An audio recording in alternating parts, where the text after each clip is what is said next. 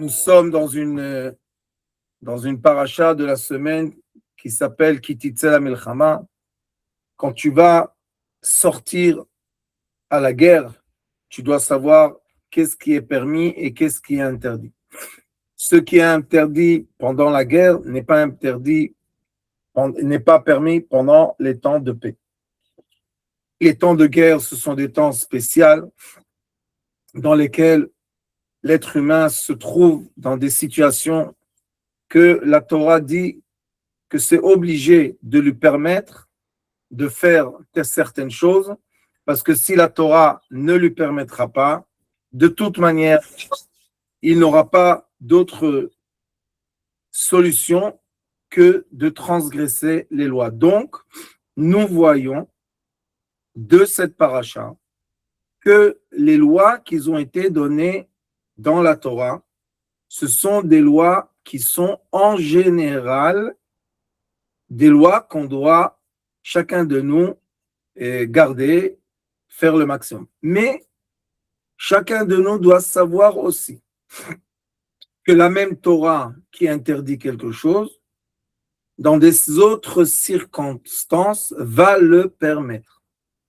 C'est très important de comprendre que le Créateur qui nous a tous créés, il a créé en nous le bien comme le mal. Il a créé en nous le bon penchant comme le mauvais penchant. On ne se l'est pas créé tout seul. Nous, tout seuls, on crée l'imagination et on souffre parce qu'on imagine des choses qui n'existent pas. Mais dans la réalité des choses, le Créateur a lui-même créé la force positive et la force négative chez chacun de nous. Et c'est la raison pour laquelle celui qui a créé les forces positives comme les forces négatives, ce même Créateur sait mieux que nous-mêmes quand est-ce que c'est impossible de éviter des interdictions et quand est-ce que c'est possible que l'être humain a la force de se retenir et de ne pas transgresser des interdictions. Comme dans l'autre phase, dans l'autre polarité, il y a des moments que c'est très facile de garder, de faire les bonnes choses qui sont écrites, et il y a des moments que c'est tout simplement impossible. C'est pas parce que je ne veux pas faire maintenant une bonne action, tout simplement, je ne peux pas. Le meilleur exemple est, si je veux maintenant aller honorer mes parents, et j'aimerais vraiment, vraiment aller les voir, et vraiment, vraiment m'asseoir avec eux, maintenant, aujourd'hui, mais ils habitent à 5000 km, à 10 000 km, à 1000 km, même à 500 km. Est-ce que je peux le faire? Non. Est-ce que je veux le faire? Oui. Alors notre Torah, s'il vous plaît, enregistrez dans votre mémoire ce que je dis. Notre Torah dit que les bonnes pensées que l'être humain a, après 120 ans, il verra comme si qu'il les a fait. Ça, elles deviennent, les bonnes pensées, les bonnes intentions, deviennent dans le ciel des actions. Et on va recevoir un mérite pour ces bonnes actions. Mais le contraire, les mauvaises intentions ou les mauvaises pensées que nous avons, tant qu'on ne les a pas concrétisées, elles n'existent pas. C'est tout simplement la force imaginaire du mauvais penchant.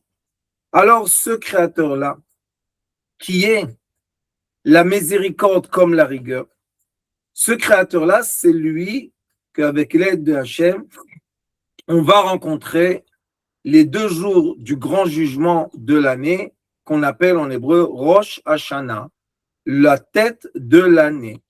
Et tout, sauf le libre arbitre, se décide pendant ces 2 jours, tout ce qui va se passer l'année prochaine.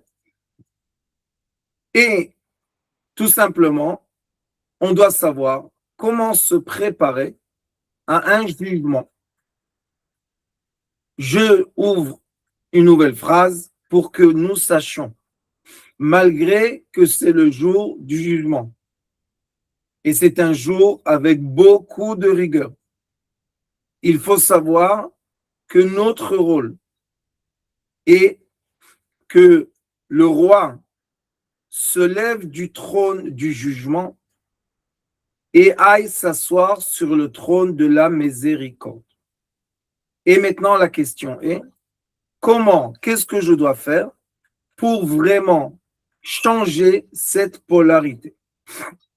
Nous savons très très bien que notre cerveau détecte dans toute l'information qu'il reçoit par les 5 sens seulement ce que notre cœur désire.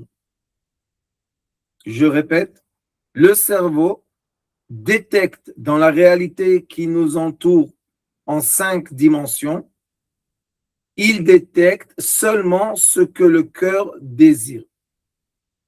Je vous donne l'exemple le plus facile que vous connaissez tous parce que vous avez vécu ça. Quand vous devez choisir une voiture et vous avez décidé quelle est la marque de la voiture et quelle est la couleur, le lendemain, vous allez voir en permanence dans les rues tout le temps cette même voiture. Est-ce qu'elle a apparu tout d'un coup ou bien est-ce qu'elle était là mais tout simplement ça ne vous intéressait pas, donc le cerveau l'a ignoré. Le cerveau a ignoré ce qui ne nous intéresse pas, ce qu'on ne désire pas avec notre cœur. Maintenant, prenez cette règle et on va retourner dans le jugement. Si j'arrive dans le jugement, et malheureusement, comme ça existe, je vais entendre des conférences jusqu'au jour du jugement.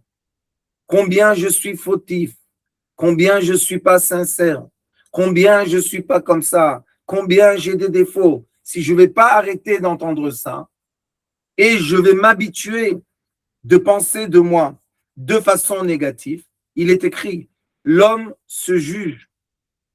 Pourquoi?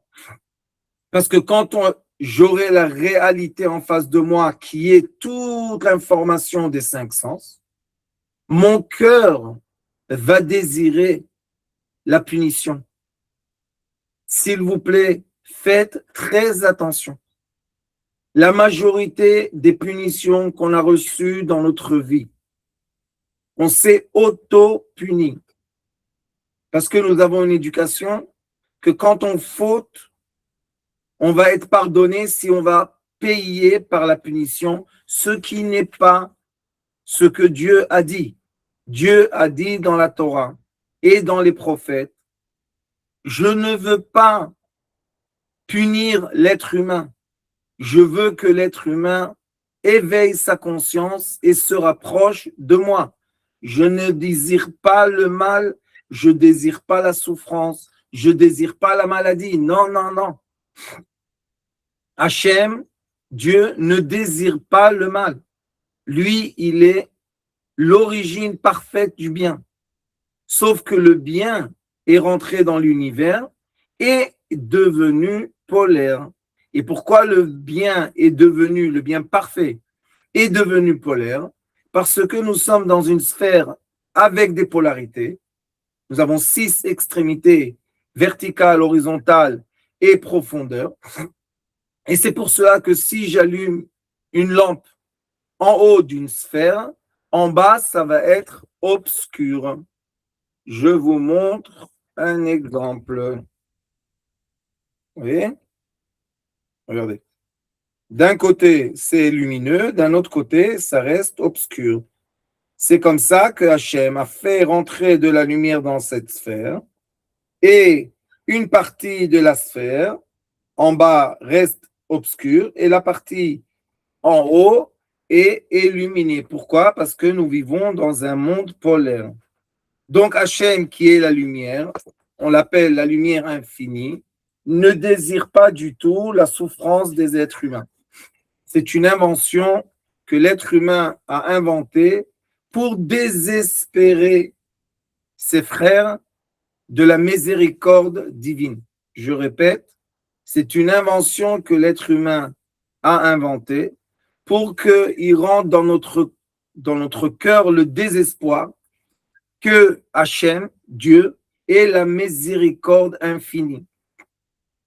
Et quand on commence à penser et ressentir dans notre cœur, excusez-moi, que Hachem veut la punition, alors on commence à accepter et chercher la punition dans les 5 dimensions d'information qui arrivent à notre cerveau.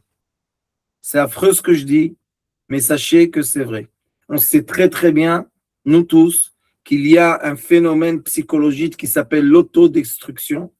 Quand une personne commence à s'autodétruire, personne ne veut son mal, personne ne veut sa souffrance. Alors pourquoi la personne souffre et pourquoi la personne se détruit?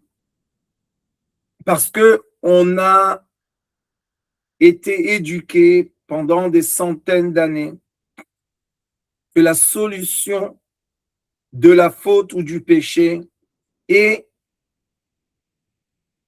la punition, ce qui n'est pas vrai. D'après le judaïsme, que Dieu bénisse cette Torah qui est bénie par lui, dans le judaïsme, la solution du péché, la solution de la faute est rectifiée par le bien. Et on sait tous très très bien qu'une personne normalement va fauter ou bien va faire des péchés quand la personne est seule, quand la personne est triste, quand la personne ne se sent pas bien, quand la personne a à l'intérieur d'elle destruction qui travaille. Mais une personne qui est bien, une personne qui est aimée, une personne qui est appréciée, ne cherche pas le mal. Au contraire, elle cherche le bien et faire plus de bien aux autres. Donc le jour du grand jugement, tout commence par votre cœur. Tout commence parce que vous ressentez et non pas parce que vous imaginez. Et vous devez commencer à vous habituer de positiver. Il y a un sage qui était après le Baal Shem Tov, il s'appelle Rabbi Levi Yitzhak de Berditchev. Ce sage a dit qu'une personne n'aille pas dormir tant que la personne n'a pas réussi à positiver ou trouver quelque chose de bien qu'elle a fait pendant la journée. Ne pas s'endormir. Finir la journée en mémorisant une bonne action que nous avons faite. Si vous connaissez quelqu'un qui n'a fait aucune bonne action par jour, j'aimerais bien le rencontrer, je le cherche 40 ans, je n'ai pas encore trouvé. Ça n'existe pas une personne qui ne fait pas au moins une bonne chose par jour. Alors dit Rabbi Levi Yitzhak de Berditchev, il dit avant que ton âme quitte le corps pour lui donner du repos, elle doit quitter le corps chargé par une bonne mémoire et non pas par une mauvaise mémoire. Imaginez-vous, notre cher copain qui nous programme les mémoires et les pensées, avant d'aller dormir, quelle est la dernière chose que l'on va voir? Le mieux, c'est d'aller dormir sans ça. Mais si on va dormir avec, quelle est la dernière chose qu'on va mémoriser? La guerre, les horreurs, le feu, la mort, les maladies, ou bien l'amour, la tendresse, la joie, la nature. Et d'après ce qu'on a mémorisé par l'écran, et je vous propose de mémoriser par des livres, mais quels livres? Les bons livres qui vous donnent de la joie, alors votre âme a été programmée par votre cœur de façon positive. Et c'est pour cela que l'on crée un chemin positif que l'âme puisse aller se reposer comme le corps. Et pourquoi nous avons des matins qu'on se réveille plus fatigué qu'on est parti dormir? Parce que avant d'aller dormir, on a mémorisé et programmé l'âme de façon malheureusement négative. On a vu les malheurs, on a vu les guerres, on a vu la haine, on a vu tout ce qui est négatif. Et comme on a vu tout ce qui est négatif, on a créé le cheminement de l'âme, que Dieu nous en préserve, pour aller chercher le négatif. Et il y a dans le monde supérieur à nous un royaume positif comme un royaume négatif. Ceux qui vont se diriger vers le royaume négatif, c'est très douloureux, plein d'imagination, plein de cauchemars, plein de stress, plein de nerfs. Vous savez combien de gens souffrent qu'ils imaginent le mal qui peut être dans le futur.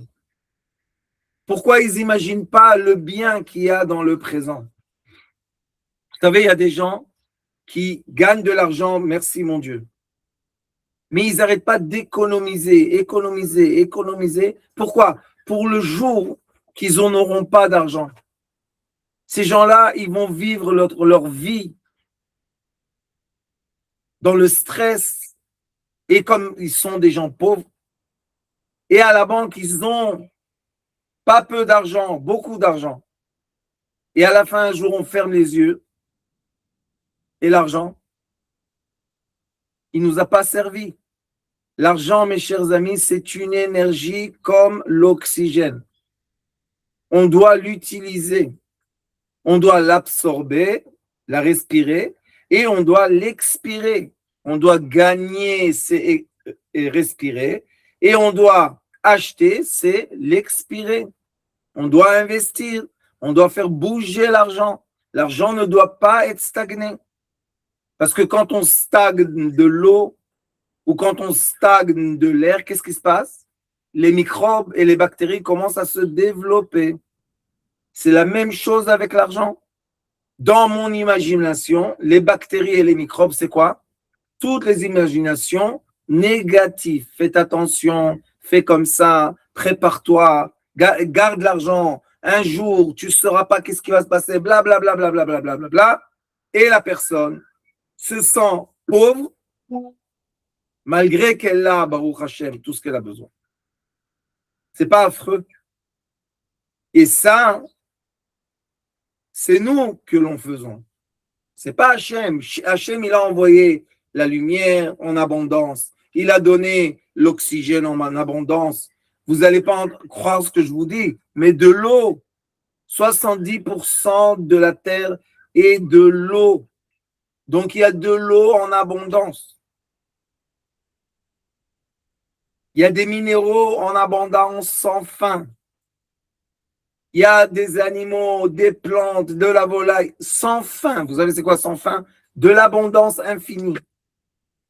Alors pourquoi on souffre de la pauvreté qui est dans notre mémoire? Pourquoi? Parce que on a été programmé à faire attention, tout le temps faire attention et essayer de se préserver du mal. Donc, on n'arrête pas de faire attention au mal. Mais c'est de l'imagination pure. Donc, le jour du jugement, je vais vous faire encore un exemple parallèle. Vous savez que des fois, les gens vont au tribunal. Qu'est-ce qu'on peut faire? Ils ont fait quelque chose, ils ont été accusés, ils vont au tribunal. Il y a deux sortes d'avocats. Il y a une partie d'avocats qui sont des complices du juge et du tribunal, qui vont tout le temps vous programmer à quelle est la punition que vous allez recevoir. C'est tout ce qui vous parle. Écoute, une faute comme ça se punit comme ça. Mais vous vous dites, mais moi, j'ai rien fait. Mais tu sais, si tu es arrivé au tribunal, normalement, sur une telle faute, on reçoit comme ça d'années. On va essayer de te punir le minimum. Et il y a d'autres avocats qui vont te dire, je te crois que tu n'as rien fait. On va se battre pour que tu sors sans aucune punition. Maintenant, ne pensez pas à l'avocat. Pensez à l'accusé. L'accusé, quand il arrive au tribunal, et dans son cœur, il a déjà été programmé pour accepter la punition. Quelle est la chance que le juge ne le punit pas. 0, quelque chose. Mais celui qui a été programmé que le juge va voir son innocence et il va l'acquitter. Quelle est la chance qu'il va être acquitté? Au moins moitié-moitié. Minimum 50-50. Et si tu es entièrement dans la confiance que tu n'as rien fait pour de vrai et que tu ne dois pas être accusé, ni jugé, ni puni, eh bien, tu peux t'en sortir sans rien du tout. Pourquoi je vous dis ça? Parce que personne ne sait qu'est-ce que va dire le juge. Personne ne sait comment il s'est levé le matin. Personne ne sait comment il a bu son café. Personne ne sait rien du tout. Donc, toutes les options sont ouvertes. Alors, pourquoi mon cerveau, qui obéit à mon cœur, va détecter dans le spectre des solutions seulement les solutions négatives? Pourquoi il ignore complètement la possibilité qu'il y a les solutions positives? Parce que le cœur le demande. Le cœur veut être puni parce que le cœur pense que c'est la solution. Mais ce n'est pas la solution, mes chers amis. Il y a des études qui ont été faites dans toutes les prisons du monde. 80% des gens qui rentrent en prison vont retourner en prison. Donc la prison, qui est une punition sociale, n'a pas résolu le problème. Il y a un monsieur, pour l'instant, dans le monde, qui a fait un changement radical. Il s'appelle Ibrahim Traoré.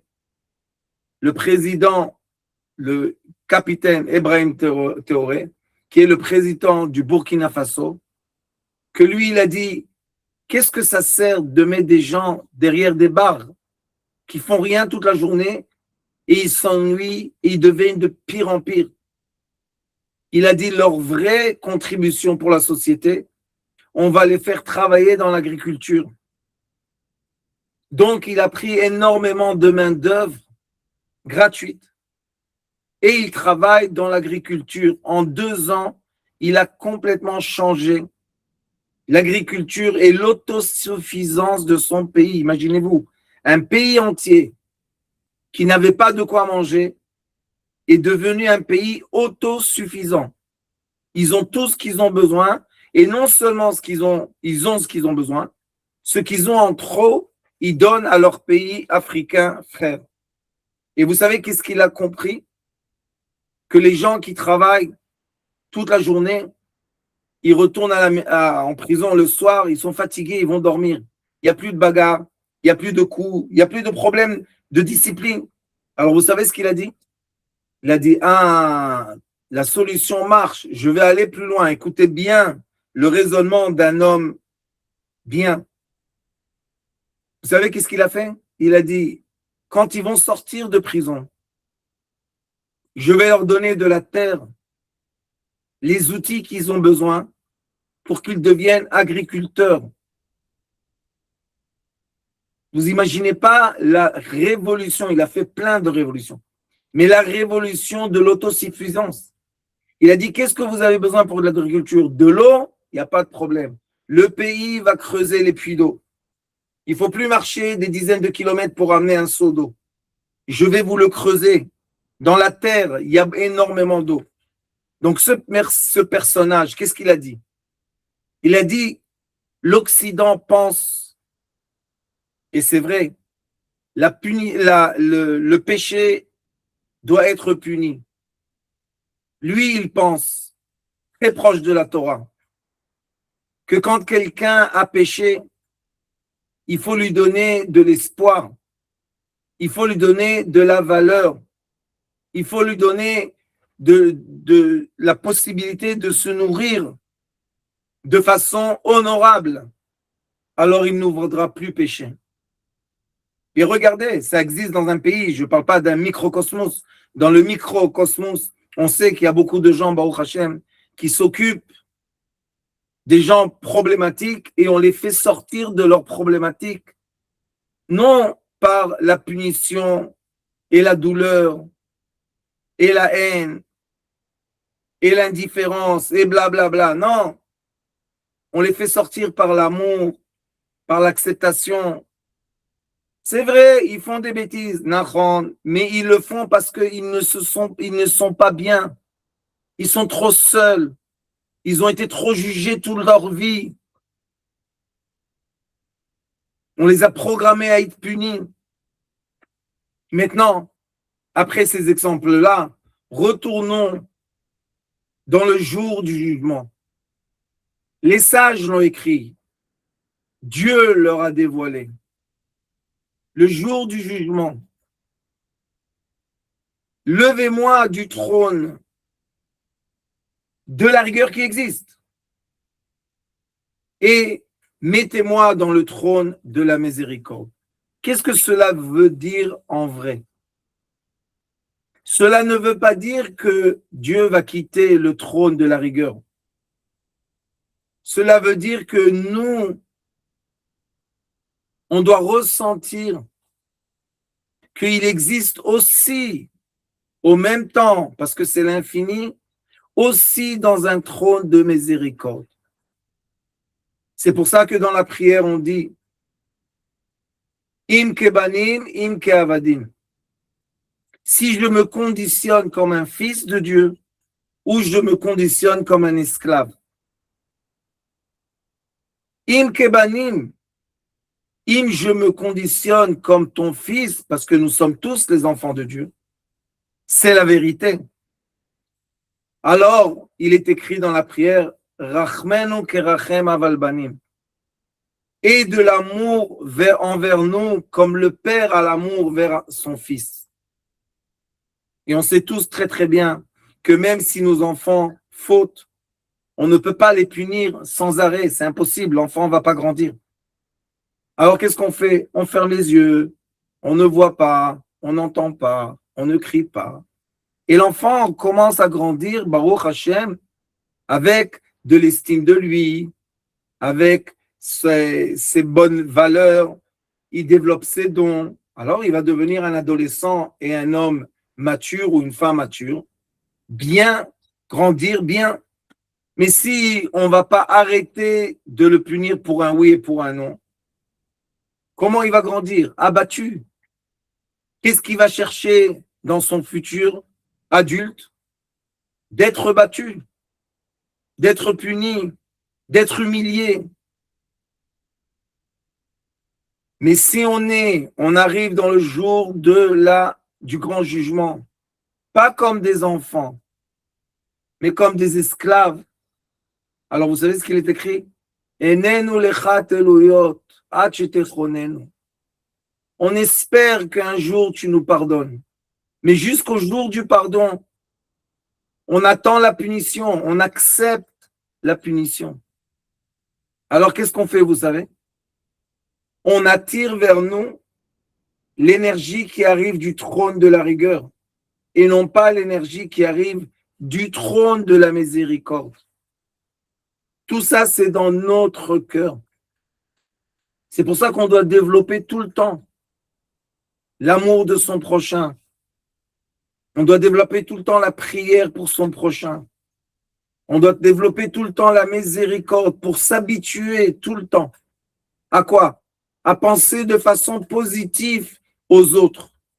Pourquoi je dis penser positive aux autres? Parce que nous avons une règle dans la Torah qui dit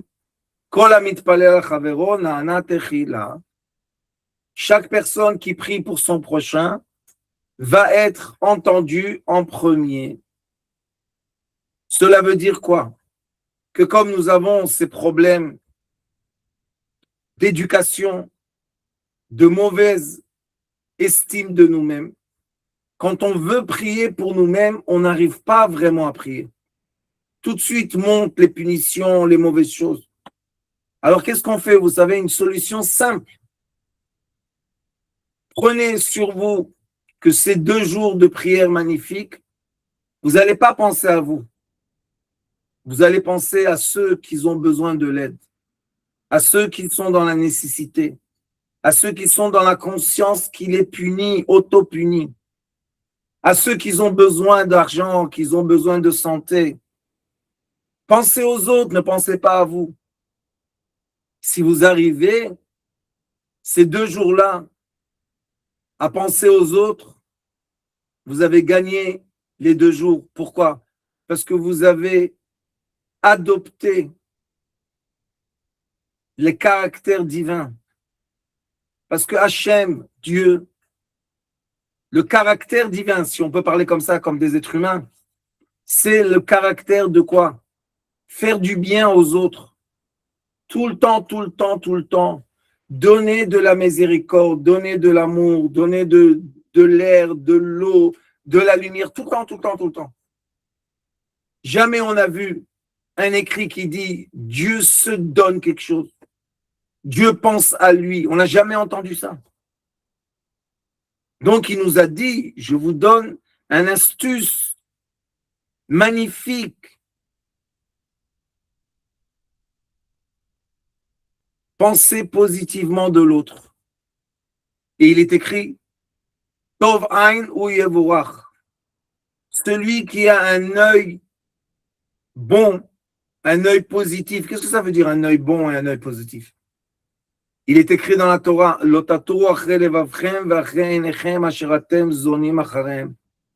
N'allez pas après vos yeux qui vont après votre cœur. Qu'est-ce que ça veut dire un œil positif? Qu'est-ce que ça veut dire le cœur, le regard positif? Ça veut dire le cœur positif. D'accord? Si mon cœur est négatif, mon œil voit le mal. Si mon cœur est positif, mon œil voit le bien. Alors ils ont dit, tu veux être béni, tu veux bénir, vois le bien chez les autres, pas le mal. Vois la solution, ne regarde pas le problème. Imagine positivement, n'imagine pas de façon négative. Parce qu'il est écrit, mes chers amis, tout est écrit. Rien n'est caché, tout est dévoilé.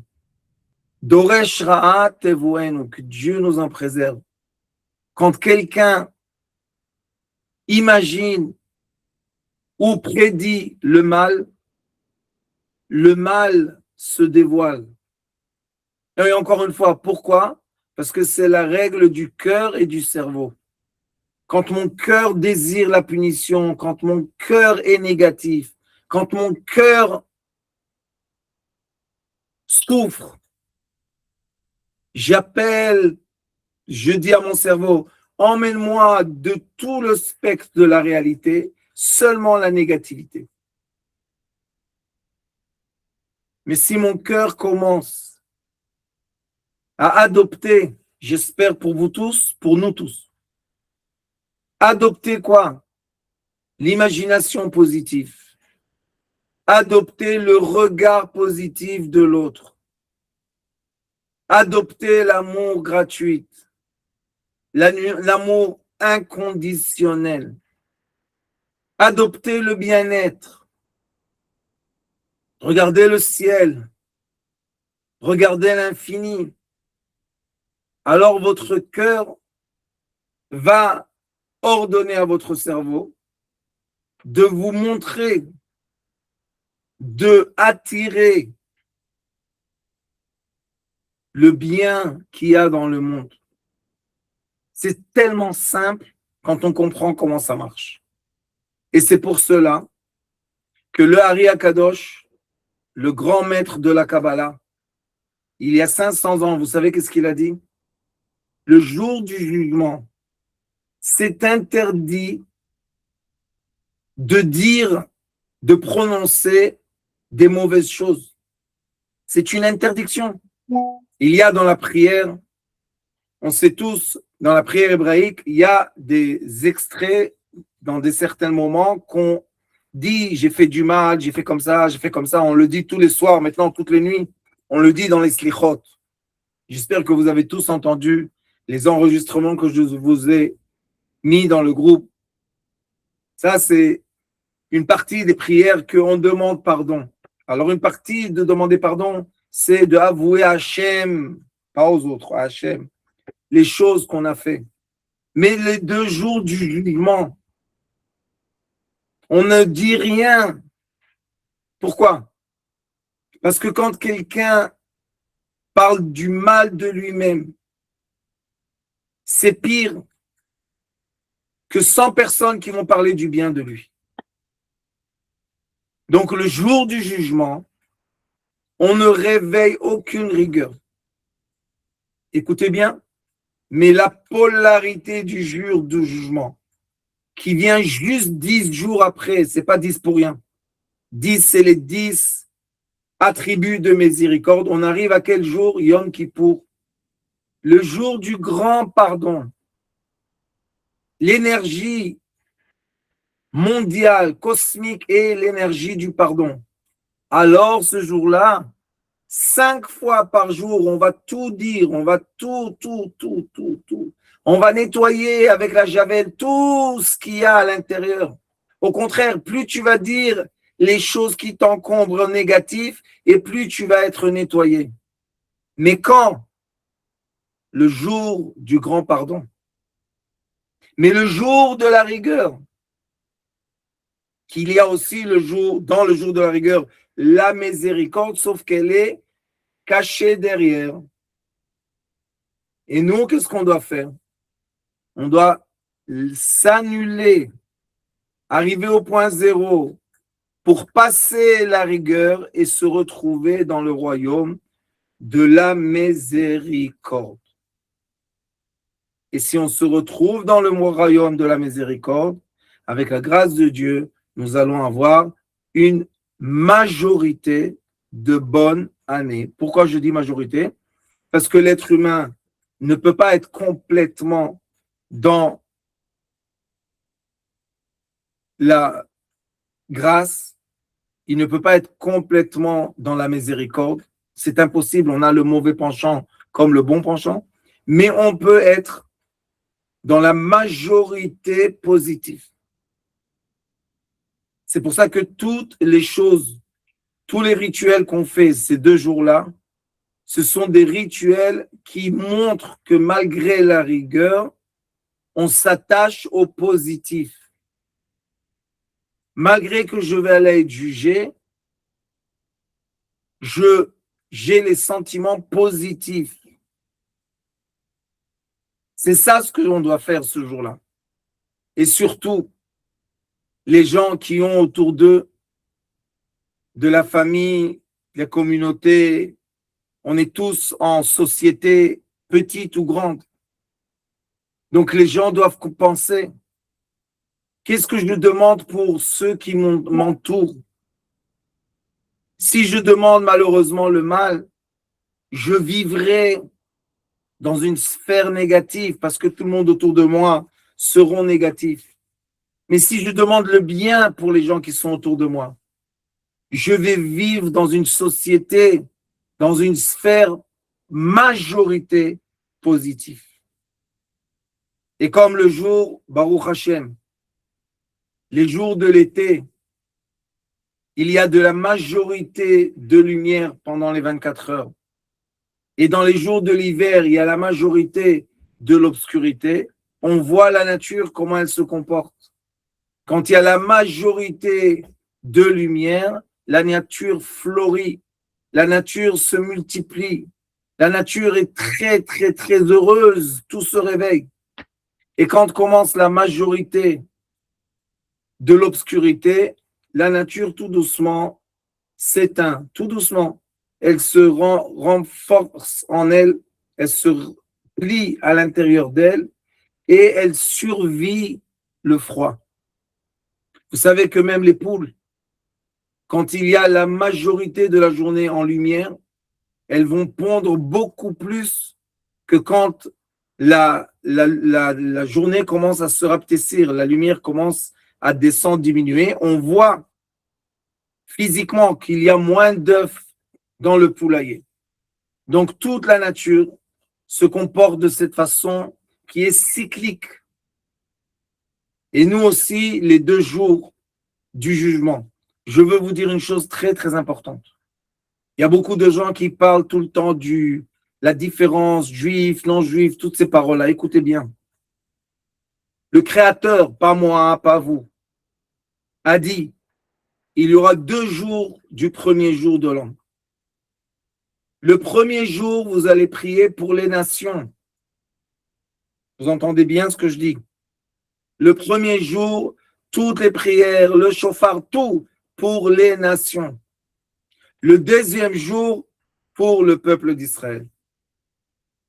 Vous avez bien entendu? Yofi. Et pourquoi? Parce que ça ne sert à rien de vivre dans ce monde qui est en grande majorité les 70 nations et qui souffrent. Tout le monde souffre. Donc, qu'est-ce qu'on doit faire? On doit demander à Hachem que toutes les nations, le premier jour, furtifient, qu'il n'y ait pas la guerre, qu'il y ait la paix, qu'il y ait Baruch Hashem, de l'abondance pour tout le monde. On doit vraiment demander et prier. Et le deuxième jour, si on a vraiment positivé le premier jour, alors c'est facile, que nous sommes une partie de toutes les nations. Nous sommes une nation dans toutes les nations. Donc, si 70% des nations sont bien, 70 nations sont en majorité dans le bien, la petite nation qui vit entre eux sera dans le bien aussi. C'est très important. Et cette année, mes chers amis, si je ne me trompe pas, le premier jour sera Shabbat. Shabbat, la rigueur n'existe pas. Shabbat, c'est le jour de la miséricorde. Donc, regardez ce qu'il a donné cette année aux nations. Shabbat ve'inafash. J'espère que ce sera un signe pour l'année prochaine que toutes les nations trouvent la paix, trouvent la lumière, que les dirigeants des nations s'occupent de leur peuple au lieu de s'occuper de tous les sommets et toutes les choses qu'ils font pour les photos, pour les écrans. Il y a un peuple, le peuple de toutes les nations veut se lever le matin sain, ne veut pas être malade, veut subvenir aux besoins de sa famille. C'est ce que le peuple veut. Il ne demande pas grand-chose. Alors pourquoi il y a tellement de guerres? Pourquoi il y a tellement d'armes? Pourquoi il y a tellement de médicaments? Parce qu'il y a des gens qui ont perdu leur connexion avec le peuple. Mais pour nous aveugler, ils nous disent, c'est vous qui allez nous choisir. Vous avez le libre arbitre de nous choisir dans la démocratie. Affreux. C'est affreux. On n'a aucun libre arbitre. Alors avec l'aide de Dieu, on va tous retourner dans le microcosmos de nous-mêmes. On a 3 semaines en face de nous pour faire le travail interne de chacun de nous, de chaque âme, pour développer le bien, pour développer l'amour, pour développer l'attraction, pour développer la joie, pour développer la volonté du bien de l'autre. Et si on va s'habituer, et ça avec l'aide de Dieu devenir une deuxième nature, le jour du jugement, sans aucun effort, on sera ceux qui vont ouvrir les vortex de lumière, d'abondance, de positif, le côté positif qui va nourrir toute notre planète. Je vous remercie qu'on ait un très bon Shabbat, qu'on comprenne bien. Bémet, je vous dis la vérité. Et entendez, étudiez les bonnes paroles. Ça ne sert à rien d'entendre les menaces, les punitions, ça ne sert à rien. Ça ne crée pas des sociétés plus positives, des sociétés plus bonnes, non. Alors, partagez. Il y a beaucoup de cours, Baruch Hashem, des cours d'amour, Tout ce que je vous demande, une chose. Appuyez le petit bouton partage. Et comme ça, on pourra diffuser de plus en plus la lumière qu'il y a dans notre Torah et non pas l'obscurité. Je vous remercie. Que Dieu vous bénisse. Que vous ayez un très bon Shabbat d'amour et de joie et de lumière.